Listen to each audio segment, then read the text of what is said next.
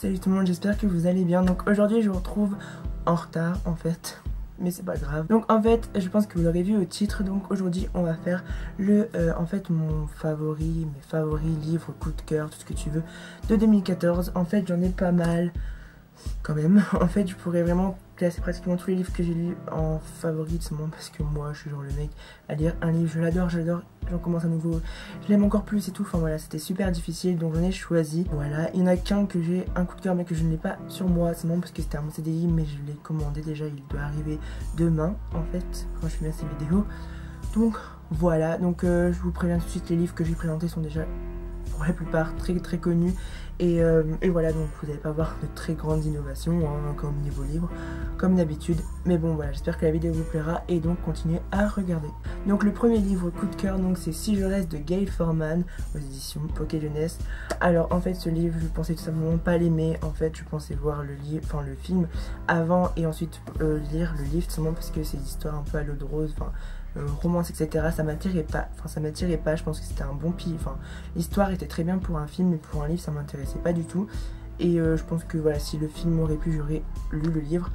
Et en fait au final j'ai fait l'inverse, je suis allée au Furet du Nord et avec mon meilleur ami et tout, et j'avais besoin d'un livre pour moi faire en fait le retour en train. Je me suis dit que ça serait cool de prendre un livre, du coup il était en tête de gondole et du coup je l'ai acheté, et du coup voilà, je me suis dit bah vas-y tente-le, l'affiche, le livre est plutôt pas mal, et en fait j'étais très surpris parce que dès que j'ai commencé le livre, boum, j'étais vraiment surpris parce que j'ai beaucoup aimé l'histoire, j'ai adoré les personnages. Le petit hic que je mettrais à ce bouquin, c'est en fait un personnage et c'est Mia. Mia m'énerve, c'est le seul personnage que je peux pas piffrer, c'est typiquement le genre de fille en fait que j'aime pas, c'est-à-dire les meufs qui se prennent trop la tête avec leur mec, qui cherche trop compliqué, elle est trop froide. Je pense que voilà, quand tu vois le cadavre de tes parents et tout, enfin je sais pas, mais après je pense que l'auteur a voulu mettre ça aussi en avant parce que c'est un fantôme après tout, mais what, enfin je sais pas, mais réagis un peu, je sais pas, quand t'as un mec comme Adam, tu réfléchis pas, c'est une bonne histoire. Ce qui m'a plu donc c'est bien évidemment l'histoire, c'est aussi tous les autres personnages à part Mia, donc Adam, son grand-père, ses parents, son petit frère et tout. Et voilà, j'adorais parce que les flashbacks sont très bien incorporés. C'est une lecture super rapide et en même temps là, ça vous procure des émotions de dingue, et je pensais vraiment pas avec ce bouquin.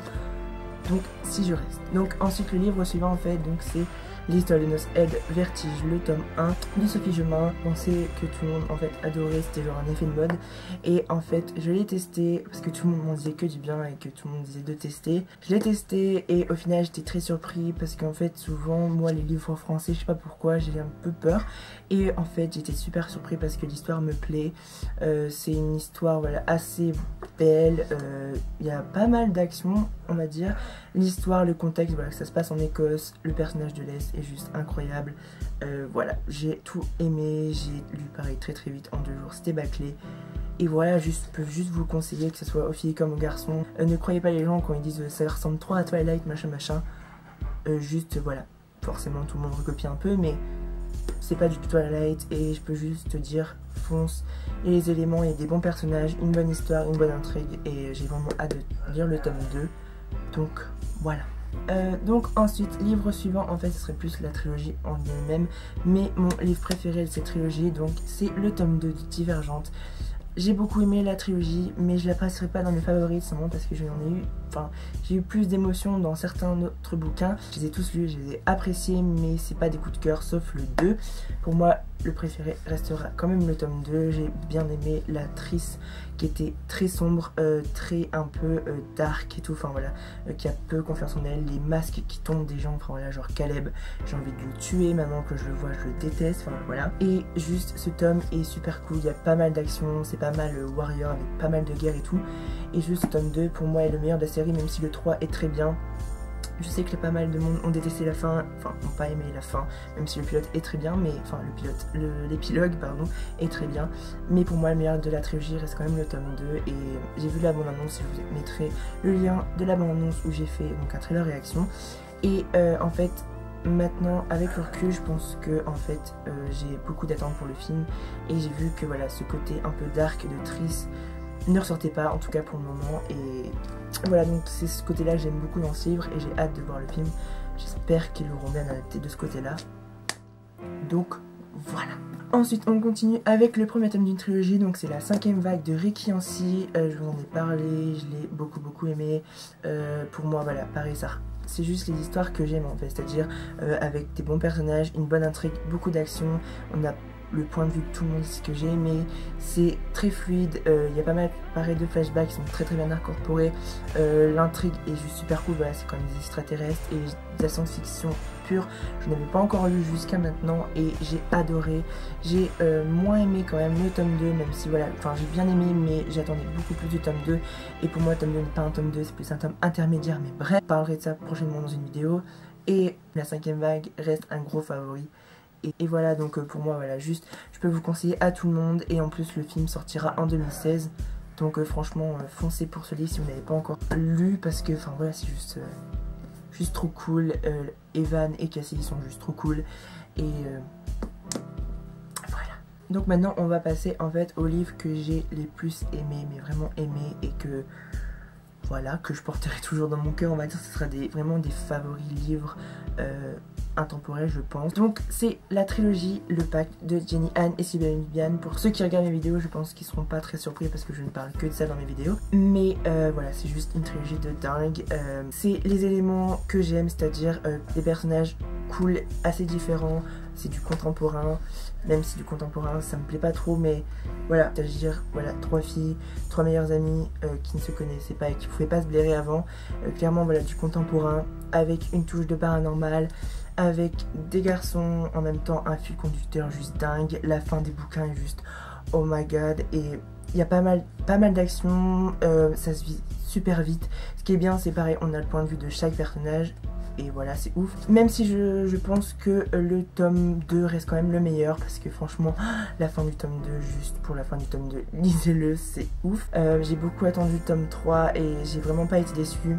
Mais il y a quelques petits trucs que, vu que j'attendais vraiment, enfin je mettais pas mal d'attente dans le 3e tome. Donc forcément, il y a quelques petits détails qui me dérangent. Mais je vous en parlerai pareil dans une prochaine vidéo, dans un autre lecture je pense. Mais voilà.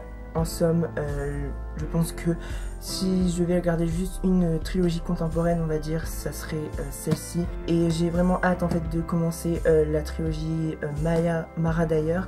Donc pour l'instant, il n'y a que le premier tome qui est sorti, mais apparemment en fait c'est un peu dans cette lignée-là, assez paranormal et tout. Donc j'ai vraiment envie de tester, mais franchement juste allez-y, lisez-le parce que comme ça paraît genre super un peu genre nunuche. Mais non, juste faites-vous pas à la couverture, en plus ces couvertures sont juste magnifiques et dans une bibliothèque c'est trop cool. Donc voilà, juste lisez-le s'il vous plaît, qu'on en parle ensemble parce que j'ai l'impression que personne les a lus et j'ai l'impression genre d'être solo.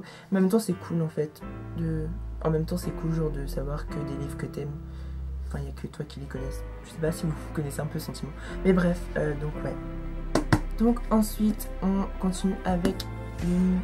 Je dis toujours l'une, environ on va dire ma trilogie préférée jusque vraiment octobre. Enfin c'était vraiment ma trilogie préférée, mes préférés de tous les temps, jusqu'au mois d'octobre, et je vous présenterai après pourquoi elle a été détrônée. Donc c'est l'épreuve de James Dashner, donc tous les tomes sont déjà sortis, en tout cas enfin la trilogie en elle-même. Il va y avoir donc des nouvelles, le tome 4 et 5 vont sortir, le tome 4 va sortir en 2015, donc j'ai vraiment hâte.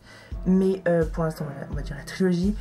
C'était pour moi juste la meilleure trilogie de Hunger Games et Divergente, c'est dire. Mais si je devais garder qu'un bouquin de cette trilogie, ça reste l'épreuve, parce que c'est l'épreuve qui m'a fait, enfin le labyrinthe pardon, c'est le labyrinthe qui m'a fait entrer dans cette trilogie juste dingue, qui m'a fait connaître voilà les personnages que j'aime beaucoup, voilà, que ce soit Thomas, Chuck, Minot, Newt et tout. Et quand j'ai eu terminé le 3e tome, j'étais juste super deg parce que je me suis dit trop deg d'avoir fini la trilogie. Quand j'ai eu fini le 3e tome, j'étais genre juste dégoûtée parce que je me suis dit merde, t'as déjà fini une trilogie et ce monde que t'aimes tant, et ben c'est fini. Mais pour moi le deuxième, enfin le premier est juste le meilleur. Enfin c'est pas le meilleur, mais c'est juste mon favori dans l'ensemble. Parce que voilà, c'est quand même celui qui m'a fait connaître, enfin qui m'a fait rentrer dans ce monde. Donc si je devais en garder qu'un, on va dire, même si je garderais la trilogie, hein, faut pas déconner, mais je dirais quand même le tome 1 parce que voilà, c'est le premier et c'est un peu mon chouchou. Et voilà, même si le tome 2 et le tome 3 changent radicalement à chaque fois. Et voilà, et en plus le film est vraiment cool, même si j'ai changé pas mal de trucs. Mais pareil, si vous voulez que je vous fasse une vidéo comparative du film avec le livre, dites-le moi en commentaire, peut-être ça pourrait renseigner des personnes. Donc voilà. Donc maintenant on va passer à vraiment la trilogie la meilleure du monde entier, coup de cœur international de tous les temps, de tout ce que tu veux. Voilà, c'est les Chroniques lunaires de Marissa Mayer, aux éditions Pocket Jeunesse. Vous allez me dire mais pourquoi tu montes Crest, t'es con quoi? Seulement parce qu'en fait j'ai pas le premier tome ni le deuxième. Vous allez dire hein?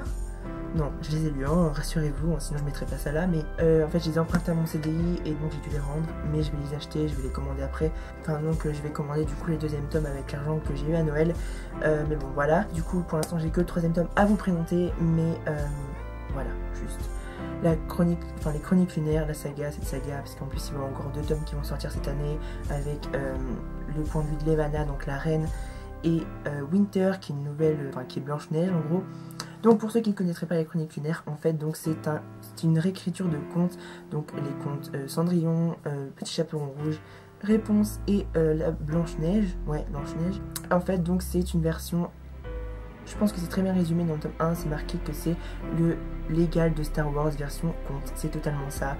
C'est un côté très futuriste, vous retrouvez tous les éléments, je pense que tout le monde, tous les ados, les adultes, tout le monde aime, c'est-à-dire un peu la science-fiction et juste voilà des personnages super attachants, que ce soit Cinder, que ce soit Scarlett, Aiko, le prince Kai, vous avez de la romance, vous avez de l'action, du suspense, une ligne juste trop cool, des actions de malade et du suspense de ouf et voilà, enfin moi voilà j'ai commencé Cinder je crois mi-décembre, un truc comme ça, ouais mi-décembre, enfin début décembre même.